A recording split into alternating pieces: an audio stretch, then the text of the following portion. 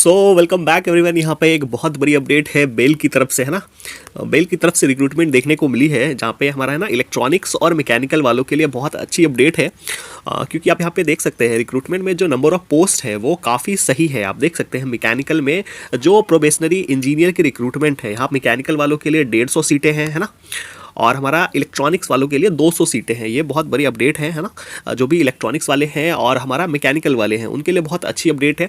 आप बेसिक पे देख सकते हैं 40,000 से लेके, है ना, 1,40,000, यानी कि सीटीसी की बात करें तो वो 13 लाख है ना। सीटीसी जो है वो 13 लाख है। उसके बाद अगर हम लोग बात करें तो एज लिमिट इन्होंने बताया जो कि 25 ईयर है, जो कि है ना जनरल कैंडिडेट्स के लिए। और अलाउंसेस के बारे में इन्होंने बताया कि है ना आपको HRA DA बेसिक पे जो भी मेडिकल फैसिलिटीज़ होती हैं वो आपको दी जाएंगी। तो ये काफ़ी अच्छी अपडेट है। कल ही जो है वो इसका रिक्रूटमेंट आया, आप देख सकते हैं यहाँ पे ना 10/1/2025। तो ये रिक्रूटमेंट जो है वो आ चुकी है। अब हम लोग बात करते हैं इसमें कुछ चीज़ों के बारे में। इसके लिए जो क्वालिफिकेशन चाहिए वो BE BTech इन इलेक्ट्रॉनिक्स चाहिए और BE BTech इन मैकेनिकल चाहिए। तो ये आप देख सकते हैं ना। उसके बाद जो चीज़ें हैं रिजर्वेशन है ना, रिजर्वेशन यानी कि जो वैकेंसी का जो हमारा है ना डिस्ट्रीब्यूशन है वो किस तरीके से है। तो आप देख सकते हैं UR में 143 से, हालांकि ये 350 सीटें जो है इसमें मैकेनिकल और इलेक्ट्रॉनिक्स दोनों मिला के, है ना। तो UR के लिए 143 है, EWS में 35 है, OBC का 94 है, SC के लिए 52 है, ST के लिए 26 है, टोटल 350 है। एलिजिबिलिटी क्वालिफिकेशंस के बारे में यहाँ पे इन्होंने चीज़ें बताई है कि हमारा जो इसकी क्वालिफिकेशन है वो फर्स्ट क्लास BE BTech इन आपका है ना टेलीकम्युनिकेशन हो, इलेक्ट्रॉनिक्स हो, है ना। उसके बाद मैकेनिकल डिसिप्लिन हो। तो ये सारी चीज़ें अगर आपके पास है तो आप एलिजिबल हो। इक्विवेलेंट क्वालिफिकेशन वाले जो है एलिजिबल नहीं है। तो इस चीज़ों को आप ध्यान में रखेंगे। एज क्राइटेरिया की बात अगर करें तो 25 ईयर जो है वो हमारा है ना इसका एज लिमिट है ना UR वालों के लिए। इसमें से 5 साल जो है वो SC ST वालों के लिए और 3 साल का जो है वो है ना OBC वालों को रिजर्वेशन जो है वो इसमें दिया गया है, ठीक है। तो इस चीज़ का ध्यान रखेंगे। PWD वालों को 10 साल का जो है वो रिजर्वेशन जो है वो दिया जाता है, जैसा कि होता है नॉर्मल, है ना। गवर्नमेंट में जो रिजर्वेशन दिया जाता है वही क्राइटेरिया यहाँ पे भी है, आपको देखने को मिलेगा।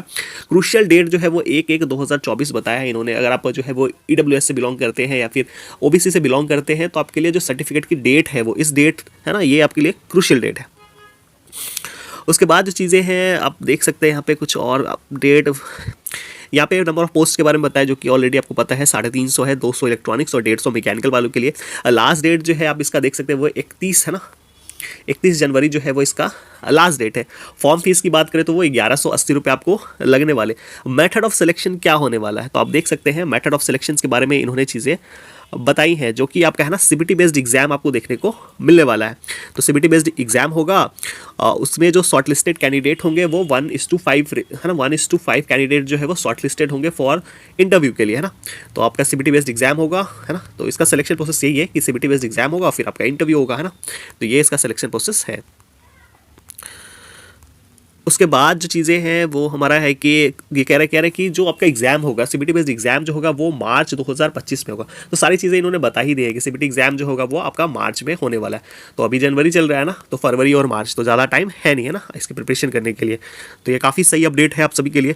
सिलेबस के बारे में इन्होंने बताया है ना कि सिलेबस जो है वो आपका जो इंजीनियरिंग का सिलेबस है जो आपने BTech में पढ़ा है वही सिलेबस के बारे में इन्होंने ये बता रहे हैं। यहाँ पे आप चीज़ें देख सकते हैं कैसे अप्लाई करना है उसके बारे में डिटेल में यहाँ पे इन्होंने चीज़ें बताई, आप इसको देख सकते हैं।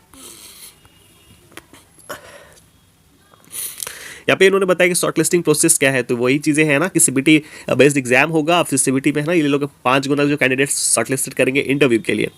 उसके बाद वेटेज के बारे में इन्होंने बताया जो CBT का जो वेटेज है वो 85% है ना, और इंटरव्यू का जो वेटेज है वो आपको 15% वेटेज है। तो इस तरीके से इनका है ना ये इनका शॉर्टलिस्टिंग प्रोसीजर है। उसके बाद जो कुछ जनरल कंडीशंस हैं, है ना। तो ये आप देख सकते हैं इनका सर्विस एग्रीमेंट वगैरह क्या क्या है वो चीज़ें आप इसको एक बार पढ़ सकते हैं। मेडिकल के बारे में इन्होंने चीज़ें बताई हैं यहाँ पे। उसके बाद जो चीज़ें हैं वो हमारा है अप्लाई करने की डेट। तो जो अप्लाई करने का डेट है वो है ना 10 जनवरी से इसका एप्लीकेशन स्टार्ट हो गया है और उसके बाद हमारा 31 जनवरी जो है उसका लास्ट डेट है ना। तो ये चीज़ इन चीज़ों का आप ध्यान में रखेंगे। कैसे अप्लाई करना है, क्या क्या चीज़ें लगेंगी वो सारी चीज़ें हैं इन्होंने स्टेप बाय स्टेप करके दिया।